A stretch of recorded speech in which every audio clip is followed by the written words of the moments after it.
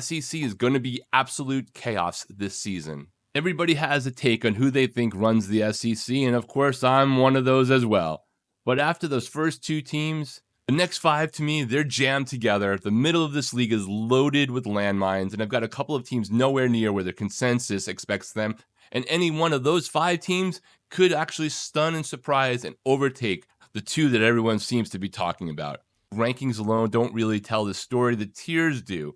First, let's take a look at the consensus across 8 different organizations, and you can see the rankings. Number 1 is Georgia. Number 2 is Texas, all the way down to Mississippi State and Arkansas. But what's more interesting, I think, to look at than just the consensus all and down is the graph. It's a clear top 2. But then there's a second-tier jam, all with fairly wide ranges. Then you get another clear tier behind them, and we have a few teams that are all locked in contention for the most challenging season. For the SEC, we decided that there were 5 tiers here as opposed to 4 for our other conferences. Tier 5, the clear rebuild year, even though some of them have already started that rebuild, it continues. Let's start off with Tier 5, our rebuild year, and that for me is Arkansas at 16, Vanderbilt at 15, and Mississippi State. For Arkansas, you've already started this, right? You have Ryan Silverfield fired your coach. This rebuild's already going on. They came off a 2-10 season as he comes over from Memphis. You got an open quarterback competition between KJ Jackson, the projected leader, over AJ Hill, at least entering fall camp. But this is not going to be the SEC's version of Indiana and Curt Cignetti coming in and fundamentally changing everything in one season. You have a tough out-of-conference game against Utah on the road. You're hosting Georgia, you're hosting Tennessee, you're hosting LSU. On the road, you got Texas A&M, you've got Texas, among others. It's going to be a minute here for Ryan Silverfield to see if he can pull anything off. I don't think this is even the best hire for Arkansas. It would have been great for them to get somebody like James Franklin. He does have a clear offensive identity. The track record, though, for Memphis coaches going on to other jobs in the P4 has not been great. That schedule, Arkansas was at least interesting to watch last year. The offense was putting points on the board, and they really have nowhere to go but up. I'm rooting for Arkansas to come back to being at least a middle of the road. Number 15, Vanderbilt, kind of going back to where they were. Clark Lee stayed for sure. 10-3 record last year with Diego Pavia. Almost made the college football playoff. They play out of conference NC State at home. You've got an open competition at quarterback with touted 5-star freshman Steele from the Georgia Bulldogs, Jared Curtis, the projected leader over Blaze Berlowitz. I would expect Jared Curtis to be the one. Might as well develop that 5-star. Home, you got Ole Miss, you've got Alabama. Away, you're taking on Georgia. You're taking on Florida, Kentucky, Mississippi State, Auburn. Not the hardest SEC schedule, but certainly not a cakewalk whatsoever. Look, I just think it's a regression year for Vanderbilt. It's not that I'm down on Clark Lee. I think Jared Curtis is going to be a star. I think he has all the talent in the world. A challenging year for Vanderbilt to compete in the SEC. What Pavia brought and helped ascend them is going to take a minute. 5-8 record last year. And it pains me to put Mississippi State here. And I don't think Jeff Lebby's on the hot seat. I saw a lot of good movement forward for this team last year, even in losses against Texas. They're playing out of conference against Minnesota. That's going to be an interesting game, a measuring stick game for the SEC and Big Ten egos across the board. I just think it's tough for Mississippi State to keep moving up in this conference, even though I think Lebby is doing a good job. They need more resources overall. There's been steps made. To me, Mississippi State is like a good, not good team in the sense of where they are in the SEC pecking order, but they're not a pushover. They compete for Jeff Lebby, and I've been impressed, and I would love to see me be wildly wrong on where Mississippi State's going to be this year. Camario Taylor is the established starter here and the centerpiece of that offense. I really like to see him and what he could develop into this year. And again, I would love to be wrong on where I think things ultimately fall for the Bulldogs. They just got to turn around that defense if anything good is going to happen for them this year. Our Tier 4 team, the teams, I'm just not buying it. It's not that I think that they've made mistakes or couldn't exceed my expectations. I just don't think I'm ready to buy into what they're working on. Number 13 is Auburn. Number 12 is Kentucky with Will Stein coming in as the head coach there. And number 11 is Missouri replacing their quarterback. First, Auburn. Number 13, the Auburn Tigers with new coach Alex Golesh coming in from South Florida along with his quarterback Byron Brown. So they're in that Curt Cignetti zone of coming over with a bunch of people from your other team. But I just don't think that I saw enough from Auburn in terms of the talent upgrade that I kind of expected to see happen, both from the transfer portal, the players that came over from USF ultimately. It wasn't what I personally expected to see. Out of conference, they played Baylor in Atlanta. I wish that game was at home for Auburn, like Baylor had that game last year. They missed Texas on their schedule. They are playing away at Tennessee, at Georgia, at Ole Miss, and Alabama. Tough on the road schedule for them for sure, ending with the Iron Bowl. At home, they take on Florida, who's in the same position they were, recovering from a firing and a rebuild underway, as well as taking on LSU, another new coach in a new place. Byron Brown is the right quarterback for Alex Golesh, and he's got a ton of talent. I just don't think that enough weapons have been put around him that I rely upon to help them have more than a tough first year for Alex Golesh in the SEC. All right, moving on to number 12, Kentucky, under first-year head coach coming over from Oregon, Will Stein, 5-7 record last year for the Wildcats as they move on and bring in both a new head coach as well as Kenny Minchey, transferring in from Notre Dame with a brief momentary commitment to Nebraska. They take on Louisville at home, out of conference, on the road. They're against Texas A&M, at Oklahoma. Not the worst schedule in terms of out of conference. In terms of their SEC schedule, you got Alabama and LSU at home. On the road, you're taking on Texas A&M and Oklahoma and among the upper echelon of the SEC. I have them a little bit higher than the consensus, but I think it's just going to take Will Stein more time to rebuild this entire team. The offense is replacing most of its production from last year. A lot of transfers in first-year roles. Kenny Minchey battled out for the quarterback job at Notre Dame against C.J. Carr, has very limited career passing production. I think it's going to be a positive sign. You're going to be looking for the development from Kentucky, but I don't see them competing or even making it into the middle levels of the SEC in this first year for Will Stein. Number 11, Missouri. You got Eli Drinkwitz, 8-5 record last year. The coaches already have them in the bottom of the top 25 at number 25. I don't really see that at all. Austin Simmons was named the starter at quarterback. Matt Zollers is the primary backup. Out of conference, you're playing the border war at Kansas. Home-wise, you got Florida, Texas A&M, Texas, and Oklahoma. Away, you got Ole Miss and Georgia. So they're taking on the top-tier teams of the SEC. They have a high upside quarterback here. Like, can Austin Simmons really finally become what some people predicted him to become? Simmons' game experience is limited, and Missouri always seems to not quite take that next step. I don't believe they should be ranked in the top 25. We have to wonder about Hardy's recovery at the running back position after traumatic experience off-season with what happened with him. And those road trips against Ole Miss and Georgia are no joke.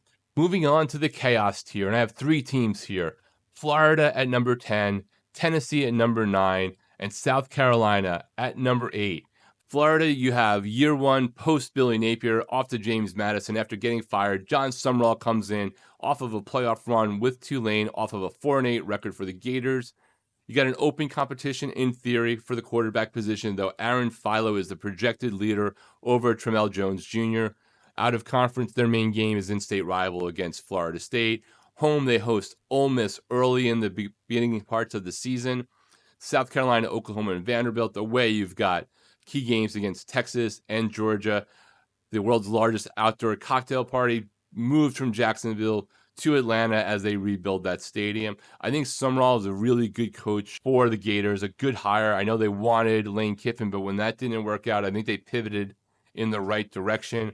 I'm skeptical about Philo as the quarterback, even though he does have his offensive coordinator coming in from Georgia Tech, a tough SEC slate, but Florida could outperform my expectations. And I'm admittedly a Miami fan, so I'm not always on the Florida bandwagon. I think that Sumrall, though, in the long run is the right hire. But if his offensive coordinator can take what he needs out of Aaron Philo, and with the energy that Sumrall has bought, they could absolutely do damage in the SEC that I might not be predicting today. Number 9 is Tennessee, right alongside the consensus pick of them at number 8 as Josh Heupel returns with an 8-5 record. In theory, we have an open quarterback competition between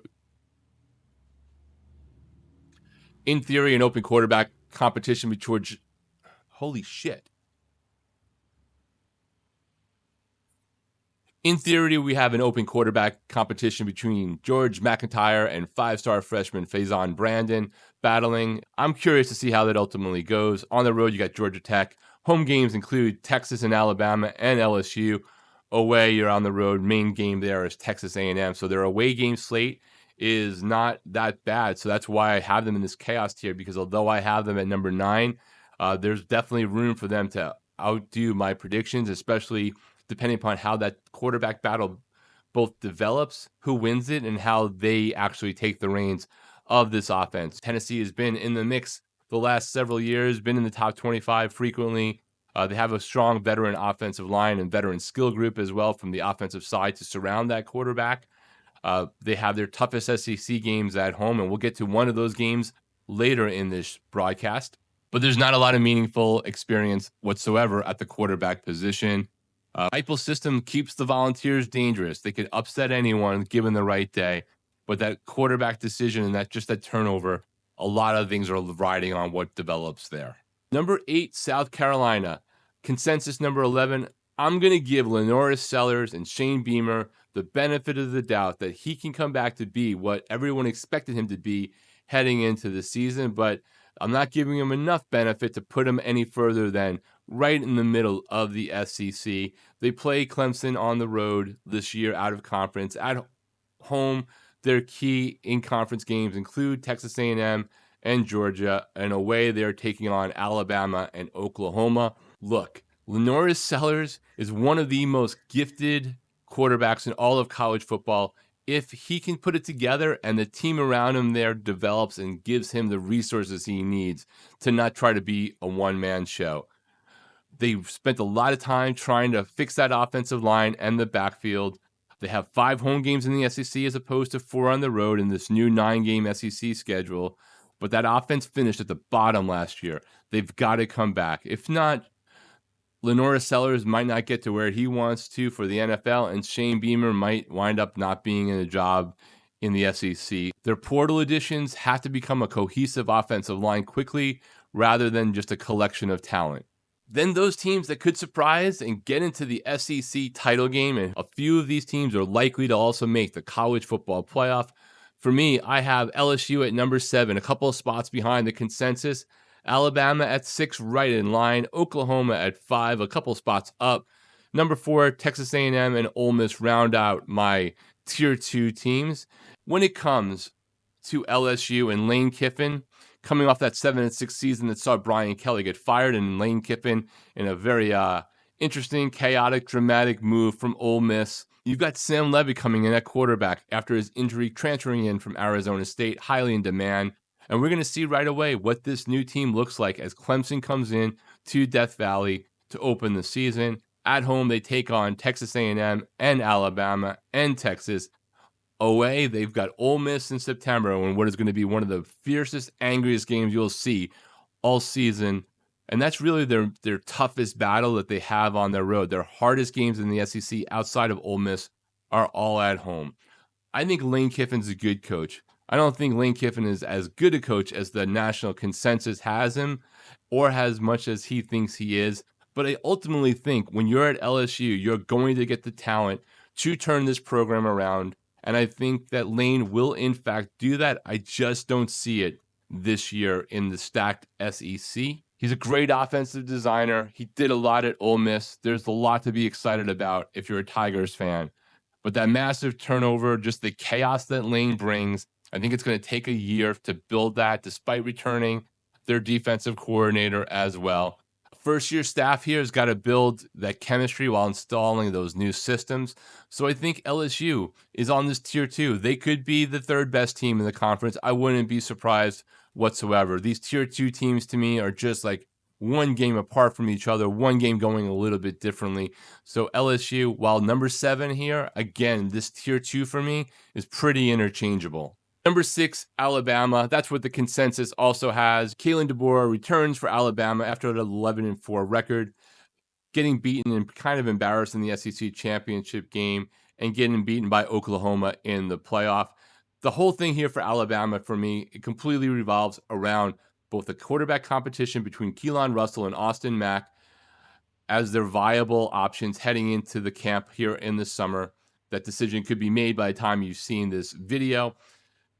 If that position develops and matures very quickly with the right start in the right place, then Alabama is going to do better than what I projected them on. But there always seems to be one thing just out of place for Alabama, even though they're having successful seasons by almost anybody else's measuring stick. And that's why, for me, Alabama is at number 6. To me, outside of the playoff as it's currently looking, but that could certainly change. And we'll see what develops at that quarterback position for Kalen DeBoer. Number 5, Oklahoma. The consensus has them at number 7. Head coach Brett Venables had a 10-3 record last year. To me, Mateer is the returning starter coming off that injury. We'll see right away what happens with them as they take on Michigan early on in the season in a big out-of-conference game. At home, they have Ole Miss and Texas A&M for SEC home games. On the road, they got Georgia, and they have Texas, of course, in the Red River rivalry. I'm counting on Mateer to bounce back from that injury and kind of develop into the quarterback that we saw in the first half of Oklahoma's season. Venables' defenses are always strong and solid. We'll see what happens in that Michigan game. This time it's in Ann Arbor. And I have aspirations here that I think Oklahoma could be in the playoffs again. I don't have them at the top of this tier, but they're right there in the mix. A tricky game for them could be against Florida on the road. We'll see whether or not Summerall is able to turn around the Gators faster than I expect. Number 4, Texas A&M. Mike Elko got his team to the playoffs, almost was in a position to get into the SEC championship game and win it. Ultimately, they lost a couple of key games there at the end. An 11-2 record. Marcel Reed returns at quarterback. Their offensive coordinator is gone, though, on his way to Kansas State to take over as the head coach of his alma mater. They got Arizona State out of conference at home. At home, they also host Texas. And on the road, they've got LSU and Oklahoma and Alabama. So most of their tougher games in the SEC are on the road. It's really about, can Marcel Reed develop further than we saw him last year, where he was strong enough to get them into the playoffs, but not really strong enough to develop in some key games. So they did beat Notre Dame on the road earlier in the season. Their defensive foundation remains very strong. Texas, they get at home, so that's a big thing for them as well.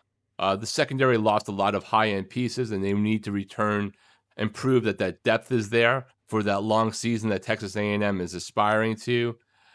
After an 11-2 season, it's hard to top that. I think Texas A&M will be in the mix for not just the playoffs, but possibly making it to the SEC championship game.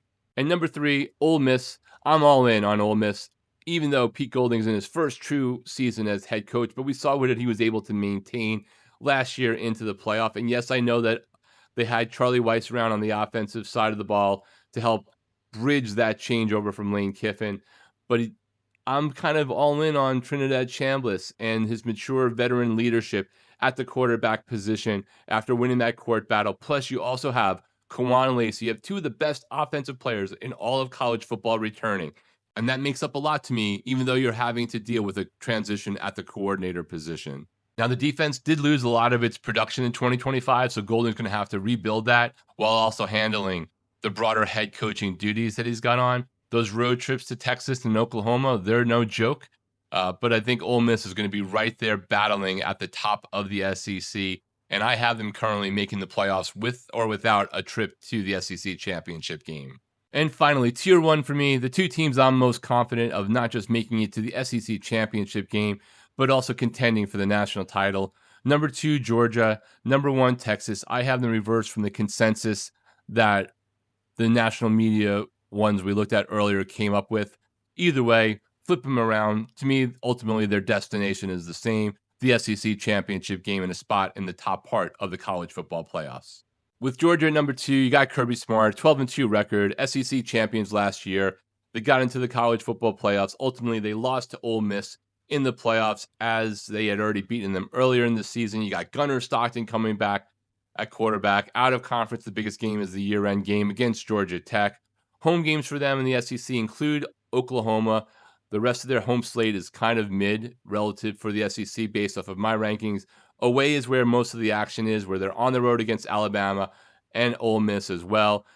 As we talked about earlier, their rivalry game with Florida this time will be in Atlanta on a neutral field while the Jacksonville Stadium is being remodeled. Their consensus number 1, for me, they're number 2. Flip a coin.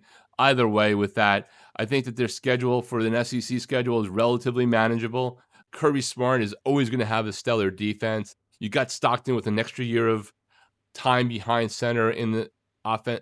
You've got Gunnar Stockton in his second year as a starter there, bringing back that experience.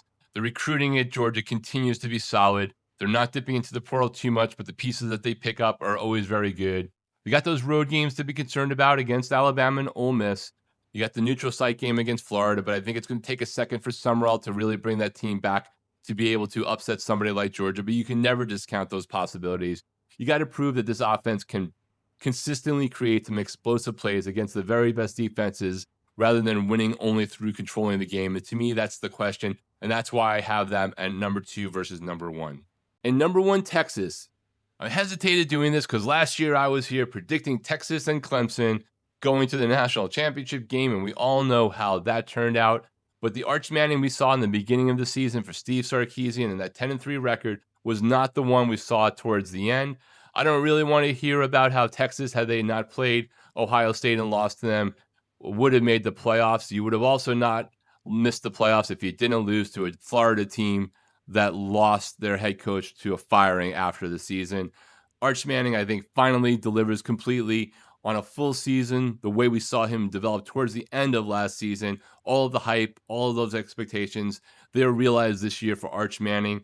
We will see right away, though, whether that's true as Ohio State, in the return of the home-and-home matchup, comes to Austin at night to take on Texas in what is really one of the biggest games of the entire college football season, in conference or not. The skill group at Texas was reloaded. They completely rebuilt that running back room, which they needed to, because not having that production last year was part of their problems. They've also rebuilt that offensive front line to make sure that Arch Manning stays upright. The defense retains elite frontline talent across the board. They have a national title ceiling ultimately. That offensive line is one of the questions. If it's not rebuilt the way that it looks like they did on paper, well, then things can be completely different. Then Arch Manning is going to have to be scrambling for his life again, which would not be good for his or Texas's long-term prognosis for the 2026 season. Can't wait to see Ohio State take on Texas. But that's where we're at in our tiers and rankings for the SEC for 2026. There's a clear separation for me in the tiers here with Georgia and Texas. They do not meet in the regular season, but they will meet in the SEC championship game. And I think Texas ultimately prevails 27-24 over Georgia, gets that first round bye. Texas gets the first round bye. Georgia gets the home game in the first round of the college football playoffs. Game of the year for me in college football is going to be Ohio State versus Texas early in that season. We're going to learn a lot about both of these teams, the bragging rights, who's better when it comes to the College Football Playoff Committee's eyes, strength of schedule, strength of record, all that crap. Kicks off with Ohio State visiting Texas on September 12th. The SEC game of the year for me, that's LSU and Ole Miss in September. All of that anger coming to Oxford with Lane Kiffin visiting his former team less than 9 months after his rough departure. I can't wait to see how angry, what the hype's going to be about that game. And this game really matters. If LSU comes into Ole Miss and beats them, then I could easily be wrong about where I have LSU on the tier 2, which they both are on, but one's at 3 and one's at 7 for me. And maybe Lane Kiffin's rebuild and reimagining of the LSU Tigers program is off to a faster start than I expect. And that would just be part of the expected SEC chaos that I believe. Because when it's all said and done, I believe there are going to be multiple 9-3 teams in the SEC in tiebreaker land, battling out for college football playoff positioning. It's going to be a wild one this season in both the SEC and the college football playoffs.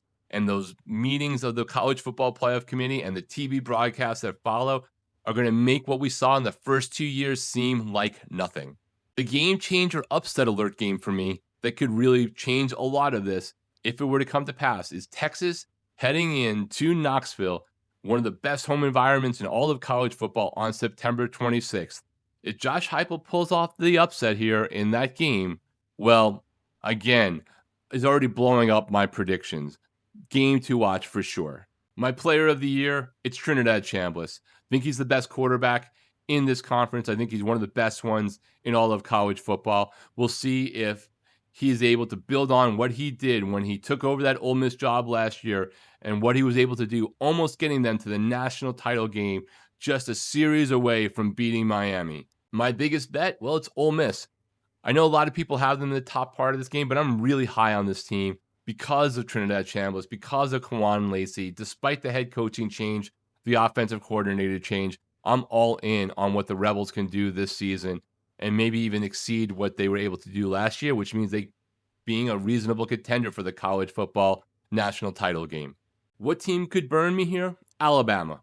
Yes, I have them at number 6, but I know some fans will not be happy with that prediction. If the quarterback position comes together, the right guy gets named and leads that offense in a way that I'm not necessarily expecting, Alabama could easily find themselves in the SEC championship game and well exceeding where I have them right now, which is missing the playoffs altogether. The chaos agent are the Florida Gators. I think Summerall's a really good coach. And if his new offensive coordinator, who brought his quarterback alongside him from Georgia Tech, ultimately wins that battle and becomes named the starter as expected, this is one of the teams that completely could go against what I think. And they could ruin some seasons, if not completely improve their lot in life to ascend to the tier 2 of the SEC. And then all bets are off for what could happen for them for the season. This is the one that I think I know where they're at, but because of their head coach and all of the changes that are going on there, they're the chaos agent of the SEC for 2026. And finally, my hottest seat for the SEC, not a shocking one, Shane Beamer and South Carolina. If he can't turn this team around to what the expectations were for last year, and last year at this time, I had them making the college football playoff, so I was all in. He's got Lenora Sellers. There's a lot of talent there, but if South Carolina finishes in the bottom half of the SEC, I think the clock will have run out for Shane Beamer. He's got one more chance to make that impression that keeps him locked in Columbia, South Carolina for another year. So there you have it, our CFX predictions for the SEC. Remember, emphasize the tiers, not so much the ranks. That's the way I would look at it heading into the season, because this is all on paper. There's so much talent in this conference. It's balanced. But yes, the SEC, you got something to prove this year.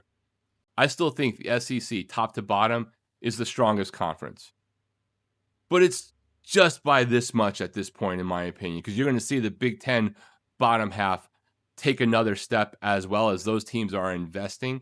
ACC is going to be stronger. I think the Big 12 will be stronger as well. The talent is just getting more dispersed.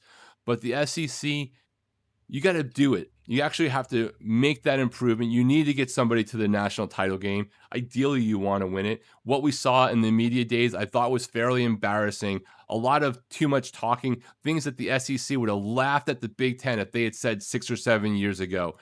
This is a critical year for public perception of the SEC. And the narrative is just not flying anymore.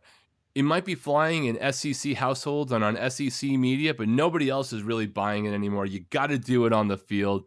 Let's see what happens. I'm excited to see what's going to happen in the SEC. I think it's going to be total freaking chaos. I think this entire season across the board is going to be chaotic. I believe there will be multiple 3-loss teams that have a shot of making it in, and maybe even 2 make it into the college football playoff when it's all said and done.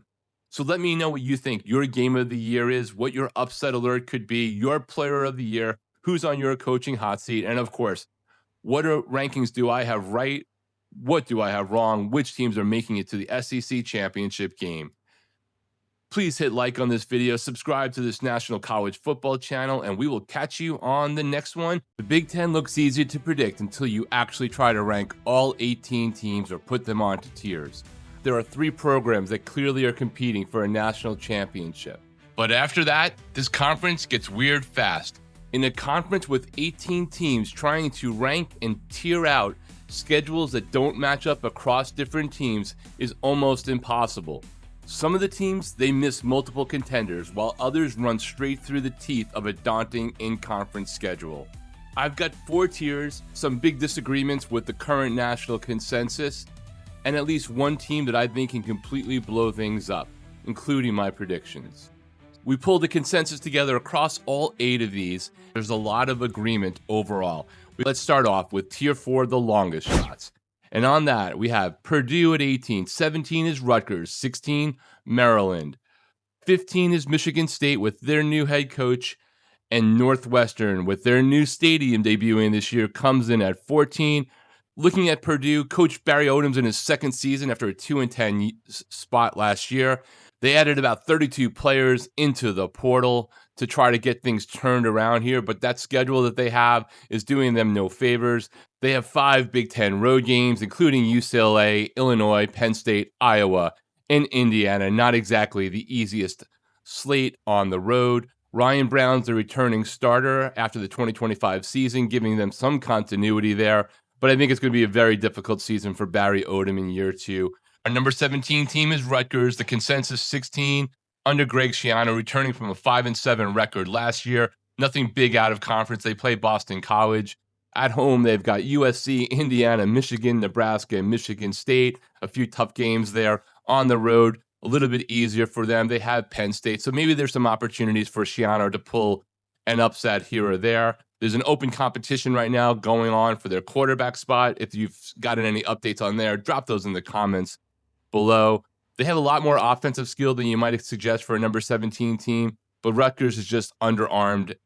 Going to be a tough season for them as well. Number 16 is Maryland, with Mike Locksley definitely on a hot seat after another 4-8 season. They played Virginia Tech out of conference. Away, they've got Ohio State and USC, among other teams. Malik Washington is the story here, the quarterback that stayed. A lot of people expected him to leave. He had a record-setting freshman season for them. A lot of good things there with those 3,000 yards passing, but that's really the only thing you could say that Maryland's truly gotten going for them. Perhaps Locksley's able to turn it around, but I am not expecting that. I also don't know that he's even going to finish out this season. Number 15, the Pat Fitzgerald era begins at Michigan State after their 4-8 season last year. At quarterback, they have Alessio Vecek, and I know I botched that, but good luck saying it. Out of conference, they're taking on Notre Dame. Away schedule for them, Wisconsin, UCLA, Michigan, and Rutgers in conference. At home, they take on key games against Oregon and Washington. Pat Fitzgerald, at least he's inheriting a quarterback that showed some promise last year, 10 touchdowns, 3 interceptions in the final 4 games of the season. A lot of transfers came into the program. We'll have to see whether Fitzgerald can pull that all together. You got 30 transfers and 45 total spring newcomers coming on board. How quickly can Fitzgerald both change the culture, bring the talent in? I think this is not going to be the next Indiana of the Big Ten. Northwestern, number 14. The consensus was number 14. Dave Braun comes back after a 7-6 record. The big news, of course, Northwestern is going to open a little bit into the season their new home stadium, which looks pretty amazing, plus a whole entertainment center around it. You got Aiden Childs projected as the quarterback here, transferring over from Michigan State. Their schedule at home includes Penn State and Iowa. On the road, they get all of the big guns. Brutal for them. Indiana, Oregon, Ohio State among their 5 road games for the Big Ten. Rough season, I think, for Northwestern. Yes, they had that 7-6 record last year, but I don't really believe that they're going to be able to top that this year. I think that lineup in conference is just too much to expect them. I think if they even get to anywhere close to 500, that's a good season for the Northwestern squad this year. Then we have our Tier 3. I'm calling it the Chaos Bowl because all of these teams could cause chaos within the Big Ten. This is truly a tier to me. I think you can make an argument to move any of these teams up or down. They could upset someone's schedule completely. We have number 13, Nebraska, number 12, Wisconsin, Illinois, Iowa, and one of the teams that I have higher than the consensus, the UCLA Bruins under first-year coach Bob Chesney at number 9. Nebraska, look, when it comes down to it, I'm just not a big believer in Matt Rule. I do not understand why Nebraska extended him. I think the Nebraska team deserves better than what they've been getting from the past several coaches, including Matt Rule. I know there was fear that he would go to the Penn State, but I don't think he was deserving of an extension. I think he might actually still be on the hot seat. On the quarterback side, an interesting camp battle. Probably going to go to UNLV transfer Anthony Calandria after Dylan Raiola went over to Oregon. Shooting off his mouth this week I don't think was necessarily the smartest thing and a good look for him. We'll see if Calandria takes over at the quarterback position, favored over TJ Lateef. They take on just 4 home games in the Big Ten this year versus 5 on the road, including both Indiana, Washington, and Ohio State at home, and they have Oregon. They're one of the teams that takes on the big 3 most favored teams in the Big Ten Conference. I think it's going to be a rough season for Matt Rule in Nebraska, and I would not be surprised if when it's over, Nebraska fans get what they deserve, and that might be a coaching change, and hopefully this time they hit it. Number 12, Wisconsin. Luke Fickell, one of the guys on the hot seat, a new athletic director coming in, but they've done a lot in the portal this past year. I'm actually a little bit more optimistic for Wisconsin than some others, but I'm right in line with the consensus. Colton Joseph is really the key. He's the quarterback transfer coming in from Old Dominion, along with a big portal class and a lot of good acquisitions there. If Colton Joseph can really deliver, then I could be wildly off on the downside here for Wisconsin, and they could be in that tier 2 for sure. They take on Notre Dame in an awesome game location in terms of playing at Green Bay. In terms of their Big Ten schedule, they have one of those years where they just have 4 home games from the Big Ten, 5 on the road. USC, their biggest home game. And on the road, they have Penn State and Iowa, UCLA, but they miss Oregon, they miss Indiana, they miss Michigan, and they miss Ohio State. So there's some upside here for Wisconsin. We'll see whether Colton Joseph can make an impact, whether they can keep that game against top 5 prohibited favorite Notre Dame at Lambeau close. That would be a good indication of what Luke Fickell's going to present for this squad this entire season. They still have some questions, I think, at the receiver side in the overall offensive category, despite the addition of Colton Joseph. It really just depends upon how quickly Luke Fickell can bring this team together. Number 11, Brett Bielema and Illinois. The consensus has them a couple spots higher. They had a 9-4 record last year. They take on Duke out of conference. And Keaton Hauser is an East Carolina transfer, expected to be the veteran starter taking over at the quarterback. In terms of their Big Ten schedule, 4 home games, 5 on the road. Home includes Oregon and Iowa. On the road, they have Ohio State. They do miss Indiana. They do miss Michigan. They do miss USC. So not the hardest schedule, but they certainly have 2 of the top 3 projected teams in the conference. They had that 9-win season, but I think there's going to be a little bit more of a challenge here, despite replacing Luke Altmaier for Keaton Hauser is really a big question. And what can he bring to the table to mitigate that gap from their leader of the past couple of seasons? They have a couple of hard tests here. If they are somehow surprised or keep things close against Oregon and Ohio State, things might be more interesting than I think. But I have them middle of the pack here in the Big Ten, around a 500 team. Number 10 for me are the Iowa Hawkeyes. The consensus has them at number 8 as Kirk Ferentz returns for another season after a 9-4 record. They have theoretically an open quarterback competition. If that has changed since I did my homework here, please let me know. As of the time of recording, a starter has not been named at quarterback, as we have Jeremy Hexlinky and Auburn transfer Hank Brown competing for that job. They take on Iowa State at home to, I believe, open the season, or it's their second game. 4 Big Ten games at home, including Ohio State.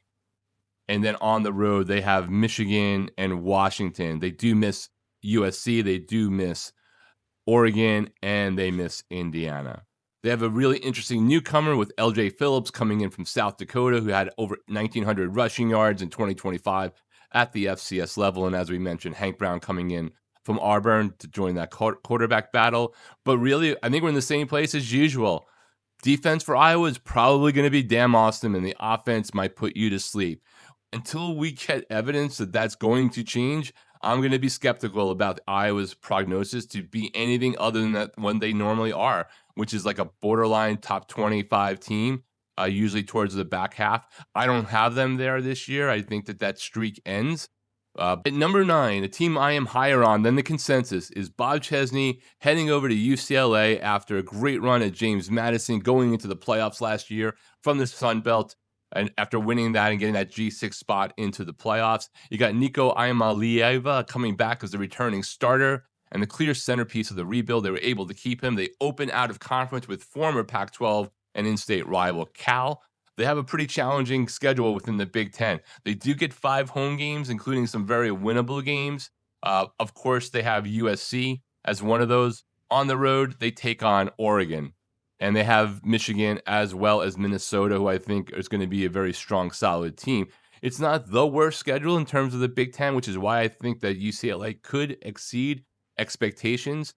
And among all the head coaches that have transferred from a lower level team, brought in a lot of players, including guys like Sahir West on the defensive side of the ball, I wouldn't be surprised if Bob Chesney actually really exceeds expectations. I don't think to Indiana level a couple of years ago with Kurt Signetti, but he might be the one that I'm the most confident in possibly pulling that kind of thing off. Really good portal overhaul. A lot of guys came over from James Madison, so we'll see how much they can step up in class. But we saw what Signetti was able to do with James Madison players just a couple of years ago, including some that were still there last year when they won the national title. But you got 40 plus transfers, so there's a lot of things that you're going to have to integrate, and they're coming off of a 3-9 season. This is definitely one of the wild cards here, and I'm high on what Chesney can do. Our next tier are those that I'm saying are the Big Ten title runner-ups. They could actually make it into the Big Ten championship game. I don't think that they would necessarily win or become a national title contender, but they could easily be in this game, and who the hell knows once you get into the game. And that includes number 8 Minnesota, number 7 Penn State, number 6 USC, who I'm a little bit lower on than the consensus, number 5 Michigan, and number 4 Washington. And to be clear, I think it's very possible that any and all of these teams could be 9-3, perhaps even 10-2, maybe the floor of 8-4, unless they completely miss expectations. So all of these teams could wind up being ranked at any time during this upcoming season. The Minnesota Golden Gophers, starting off at number 8 for me, the consensus number 11 from the chart that we showed you earlier under PJ Fleck, head coach with the 8-5 record last year. You got Drake Lindsay returning after an 8-win freshman season. They take on SEC foe Mississippi State earlier in one of those games that will have overwhelming importance for people doing the whole Big Ten versus SEC thing, even if it's at the lower tiers of the conference. You got Edge TJ Bush coming in from Cal, Percy Thomas on the wide receiver side coming in from Auburn. I'm big on what PJ Fleck and his team can do this year. I think that they're going to exceed expectations. Lindsey threw for 18 touchdowns against only 6 interceptions last year while winning those 8 games. Bush adds a proven pass rush production coming over from Cal that I'm sure that they wish they still kept. And Perry Thompson has some definite upside on the wide receiver side. They do have those 5 road games in the Big Ten Conference, which is never an easy thing to do. And we still have to see that wide receiver room actually give us the production that they need to get them some separation from others there. They need to be more reliable away from home if they want to take that next step. Number 7 for me, year 1 of Matt Campbell coming in, replacing James Franklin, consensus number 6. Penn State last year had a 7-6 record. You got to hand it to the Penn State players who stuck around. They did not quit after all of those changes there. You're bringing in half of the Iowa State roster, and they did not actually have a good year last year, which is why I'm skeptical that this is going to be, again, the next Indiana coming in this time from a P4 program with Matt Campbell, who I think is the perfect hire for Penn State ultimately. And I think Rocco Becht is a very good quarterback. But last year just didn't really work out for Iowa State, so I'm not as excited about what I think they can do, other than they got more of a good Big Ten slate, USC at home, as well as playing Michigan and Washington on the road. But they do have the 5 games at home. So there's a lot of reasons for optimism. I think it's going to be a better season for Penn State with that veteran quarterback coming over to lead that offense and bringing in those 39 transfers. You never know how that's ultimately going to work out.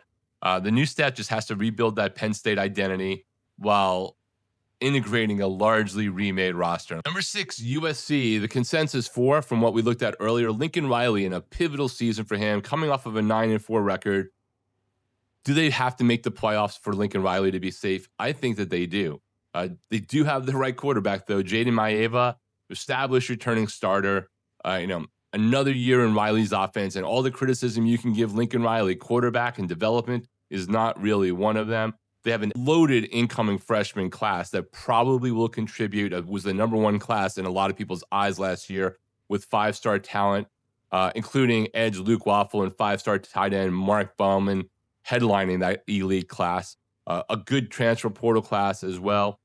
But you are playing Oregon and Washington and Ohio State and Indiana, as well as hopefully a resurgent UCLA team. Those in-town rivalries can always be crazy. So while there's a lot of talent here and there's a lot of possibilities that USC could, in fact, make the playoffs, I am skeptical that they're going to be able to emerge from that record and get any of the tiebreakers, though they might wind up getting into a strength of schedule tiebreaker within the conference if it comes down to that. I just don't know whether Lincoln Riley is going to be the guy there next year if he does not make the playoffs. Michigan, year one of Kyle Whittingham coming in from Utah, consensus number 5. I have them at number 5 as well. 9-4 record last year. I believe they finished in the top 20 in the year-end college football playoff poll. Had they just won one more game, they might have actually been inside the actual playoff matrix. There was a lot of predictions that said had they been able to win that last game, that could have happened. They play Oklahoma at home, the return of that series from last year. A huge game, again, for that Big Ten SEC bragging battle. At home, they take on Indiana as their main top of the conference foe. On the road, they are also playing Oregon and Ohio State, which is why I still think that they are not going to be in that top 3. They have those 3 challenging games. They have Oklahoma at home as well. So we will see what Kyle Whittingham, though, can do, bringing in his OC. What can they develop with Bryce Underwood to help him take that next step, among other things? They also have 5-star running back Savon, 5-star edge Carter Meadows coming in as true freshmen. A few other transfers like wide receiver J.J. Buchanan from Utah and Jamie French from Texas could definitely help that receiving room. We need to see whether that receiving room and that rebuilt offensive line give them the firepower on offense to take a bigger step in this first year of the Kyle Whittingham era, but I think they are well positioned for the future and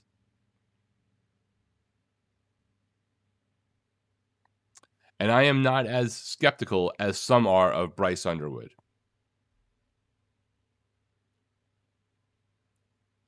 For me, number 4 is Washington, 3 spots ahead of the consensus under Jedd Fisch, coming off of a 9-4 season with a little bit of drama in the offseason with Tamon Williams Jr. Is he going somewhere else? Did he have a contract? Ultimately, that got settled, and assuming that's also settled in the locker room, they could be in position for a really good season with Jedd Fisch. They do play the Apple Cup against Washington State as their out-of-conference rivalry game. They have the 5 Big Ten games on the road, including Oregon and Michigan State and USC. They play Indiana at home. This is one of the best recruiting classes that Washington has had in the modern era, and includes 5-star offensive tackle Cody Green. And I think some of these guys are going to contribute early. Damon Williams, we'll get to him again a little bit later, but he has all of the benefits of a true dual-threat quarterback with another season under Jedd Fisch to develop. They're fortunate that they get Indiana at home, which is a tough road trip for the Hoosiers to make. And that freshman class, I think, is going to contribute early. We have to see if that offensive line has the depth to survive a Big Ten season, and that, I think, is going to be the true story at the end of the year for what does or does not happen for the Huskies. And then finally, our national contenders tier. No surprises here. I have Indiana at number 3, Ohio State at number 2, and number 1, Oregon, Dan Lanning squad with Dante Moore returning and avoiding the NFL to make that run that maybe Oregon can finally go all the way to the national title that they have been eagerly searching for several years here now. Indiana, number 3, number 6 in the coaches poll. You got Curt Cignetti in year 3 after a storybook season, 16-0, national championship. Fernando Mendoza winning the Heisman. You now have Josh Hoover coming in from TCU to take over. They have a very, very, very, very, very easy out-of-conference slate. Nothing to worry about there. But that's not really the case in conference, where they host Ohio State and USC. They are on the road against Michigan and Washington, among others. Can Cignetti make Josh Hoover be less turnover prone and more of the offensive development in his first year there, like we saw with Fernando Mendoza coming over from Cal to Indiana? To me, that's the biggest question. I'm surprised that Indiana, in some quarters, isn't getting the respect that they deserve, and that Curt Cignetti hasn't earned that, because to me, he definitely has. And everyone needs to remember, he did what he has done so far with less talent from the transfer portal, less recruiting talent than they are now bringing in. They had an excellent portal class, a very good for Indiana recruiting class. They're even doing better this year, though that won't impact this season. They get Ohio State and USC at home. Replacing Mendoza and that culture there is a tough battle for anyone. It's hard to not take a step back when you won the national championship and did something that hasn't really been done, 16-0. Those road games are challenging, but I think that Indiana, even if they lose a couple of games in conference, I still think that they're making the playoff. And I don't think it's out of the question they could lose 3 close games in conference, because those games might be for teams that are also in the top 10 ultimately at the playoff and still make it as a third or fourth representative from the Big Ten. Number 2, Ohio State, the consensus number 1 for the Big Ten. Lion Day, 12-2 last year, lost in the playoffs to Miami, lost the Big Ten championship game to Indiana, but you are still returning Jeremiah Smith, the best player in college football, and Julian Sain at the quarterback position, another Heisman contender there alongside Jeremiah Smith. You got that big out-of-conference game early in the season against Texas, the biggest bragging rights one between the Big Ten and the SEC. At home, you're taking on Oregon and Michigan, the big game in the Horseshoe this year. Away, you've got Indiana, USC, and Iowa. Not the easiest Big Ten slate. They are not missing any of their other 2 or 3 peers. Actually, they're playing in our rankings for the top 6 teams of the Big Ten, not including themselves. You've got wide receiver 5-star Chris Henry joining. You've got Sincere Johnson coming in at linebacker and cornerback Jay Timmons. They were all 5-star composite in the 2026 class. All are expected to contribute this year. There's really not a lot to criticize about Ohio State. My biggest questions are on the offensive line, and I believe they're returning 4 starters from last year's team, but those starters got bullied by Indiana in the Big Ten championship and by Miami in the Cotton Bowl. So the question is, that continuity, is that a good thing? Are they going to take that next step? Because all of those guys are talented, but that line did not hold up in those 2 games. And if it does not hold up again, they're going to have some problems that maybe make them not get to the heights that a lot of people are expecting for them. Right now, I'm betting on that line does take that step. They have those tough games, but I think Ohio State's going to be in the mix for not just the Big Ten championship, but the national championship all season long. And finally, Oregon, number 1, Dan Lanning, coming off of a 13-2 season last year with Dante Moore returning to the roster, as well as a ton of talent at the offensive skill positions, a dominating group on the defensive line, all of whom could have left to go to the pros and been probably day 1 and day 2 picks, but they all came back. You've got a backup quarterback who was starting for Nebraska last year with Dylan Raiola. Should something bad happen to Dante Moore, even for a game or 2, DB Coy Purge comes over from Minnesota. 5 consensus 5-stars across this lineup. The offensive line has been retooled a bit as well. I think them being projected as number 1 in the Big Ten for a lot of people, including myself, and possibly as the number 1 team in the country preseason, but really at the end of the year, are both completely realistic. And Dan Lanning will be in that zone of proving he can take that next step. Can he deliver a national championship for the Oregon Ducks and their fan base? Tough road games, no doubt. I don't know that anybody in the Big Ten is going undefeated this year, to be honest. I don't know that anybody in the Big Ten or the SEC is, based off of the competition within the conference. ACC and Big 12 more likely to have that happen. So again, it's not just qualifying for the college football playoff for Oregon. They got to win it. So that brings me to, what do I think is going to be the Big Ten championship game? And I think we're going to have a tiebreaker situation, if not outright for the first slot in the game, a tiebreaker in the second slot.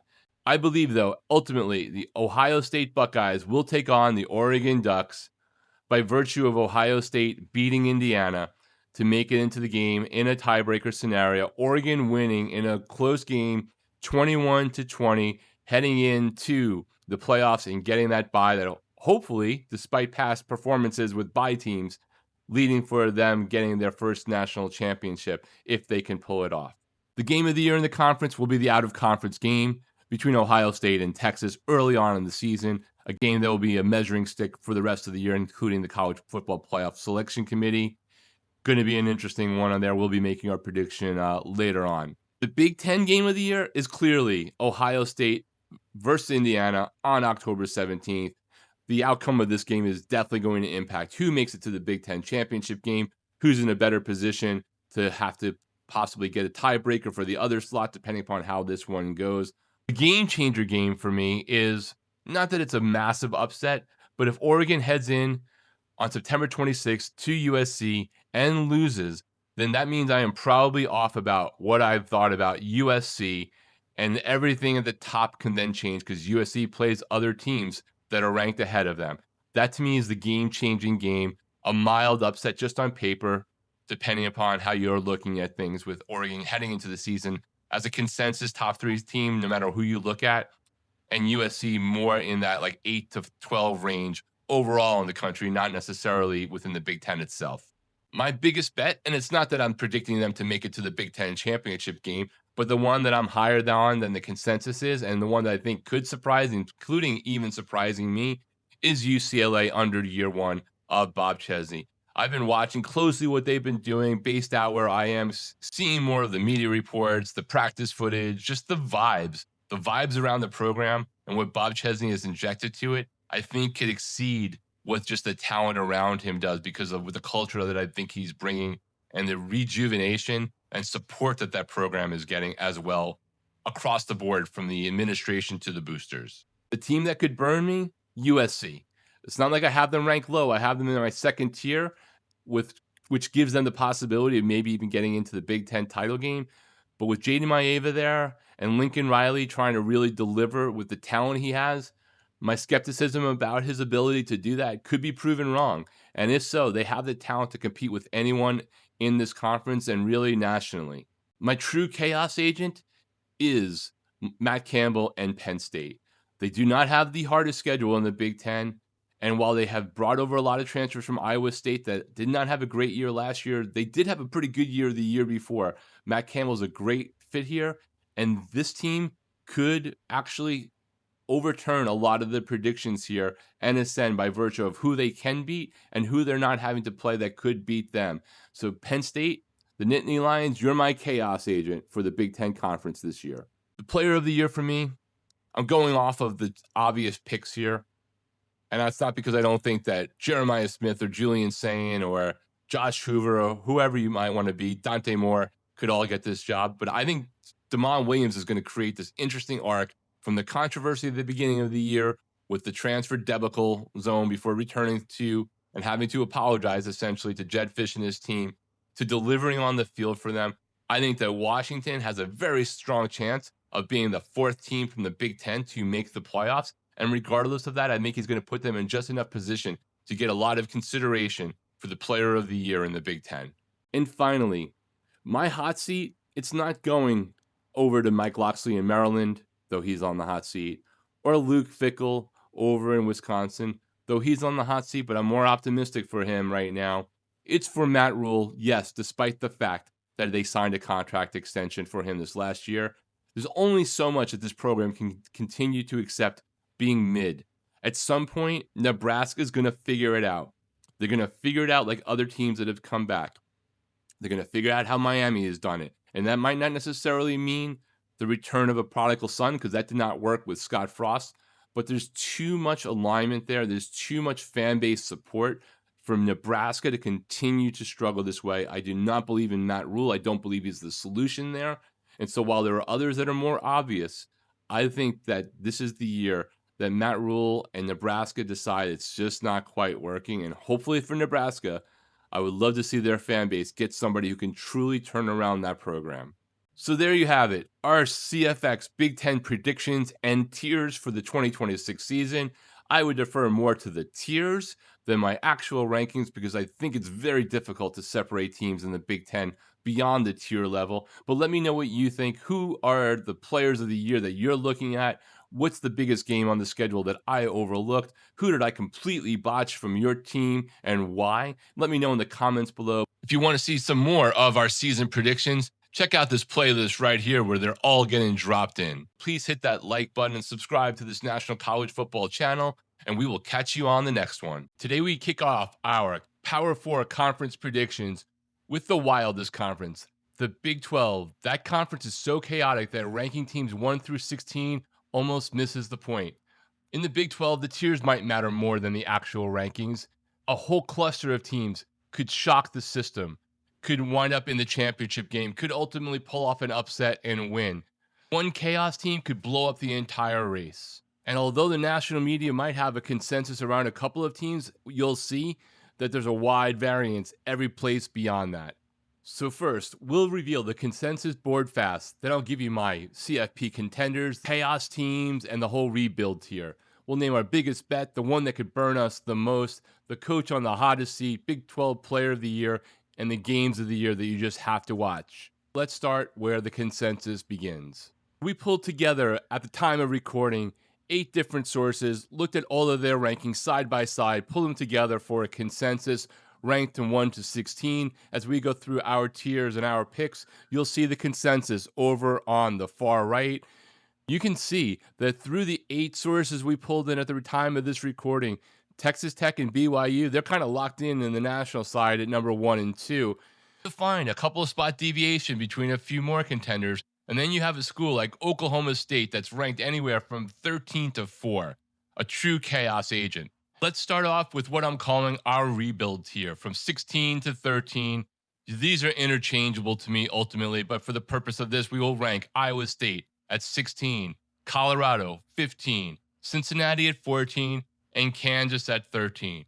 When it comes to Iowa State with their new head coach Jimmy Rogers coming in his first season there, Jalen Raynor, a new quarterback, likely to be the starter there coming in from Arkansas State. You just have the most extensive reconstruction in the entire conference. There's literally no continuity anywhere on the roster. Iowa State, I think Jimmy Rogers is the right coach, is a good replacement for Matt Campbell, but it's the most uncertainty, the least returning production in the Big 12, and it's hard to predict what their future is going to be here for the upcoming 2026 season. The times will get better, but I don't think it's going to be this season for the Cyclones.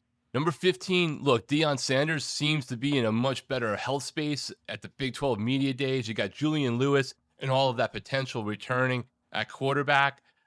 They have a new offensive coordinator, Brendan Marion, coming in, who ankled a head coaching job to take this position. Lewis has the talent to elevate the position and this offense for sure. I still question Deion's approach in the transfer portal. The turnover is crazy every single season. And while I like the quarterback and I think the coordinator is a good hire, Deion's going to have to show me to put them any higher than 15. At number 14, Cincinnati is coming off a controversy adjacent offseason here with the whole Brendan Sorsby saga. Maybe more things coming for them down the road there. Scott Satterfield definitely under pressure. They are taking on Utah and BYU, Texas Tech. Cincinnati's got no favors from the schedule, so I think it's going to be a very tough year. I don't have very much trust in what Satterfield has done so far. There's a very little established continuity here for the Cincinnati Bearcats. They're number 14 for a reason, and we'll get to more about Cincinnati later on in this episode. At number 13, Kansas. Lance Leipold returns coming off of a 5-7 season. Cole Ballard might be the quarterback, but I don't know if the job's completely settled. They take on Utah away, TCU away, West Virginia, Oklahoma State. They got their neutral site game in London against Arizona State. Kotecki returns to coordinate the offense there for Lance Leipold. I think there's an offensive identity there, but they still don't have a proven replacement for Jalen Daniels. The defense allowed almost 27 points a game last year. I think it's going to be a very tough year for the Kansas Jayhawks this season. We'll see if Lance Leipold has something that can make me look bad when it's all said and done. Let's move on to our third tier of chaos teams. They're number 12, Baylor. Number 11, UCF. Number 10, West Virginia. And Arizona State at 9. You can see that West Virginia, I have 4 spots ahead of the consensus.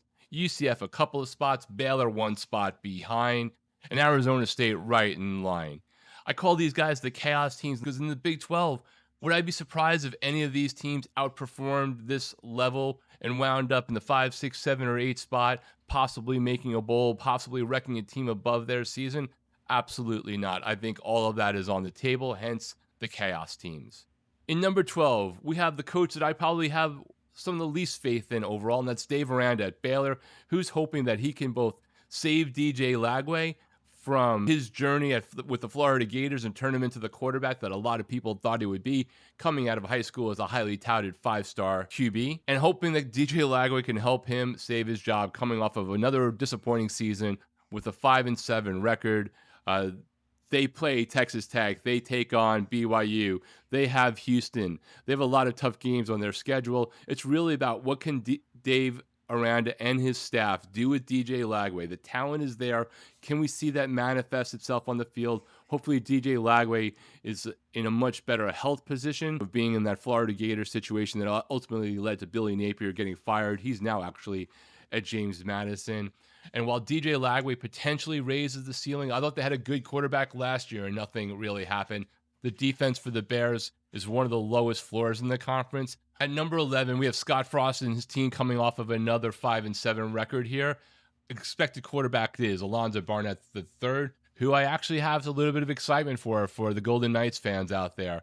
Coming over from James Madison, we all saw what he was able to do under Bob Chesney, leading his team into the college football playoffs, an epic year for that Sun Belt team 2 years after Curt Cignetti departed. But we still have not seen that Scott Frost can produce consistent Big 12 level football since he returned to the Golden Knights after a disastrous tenure at his former school in the Big Ten, Nebraska.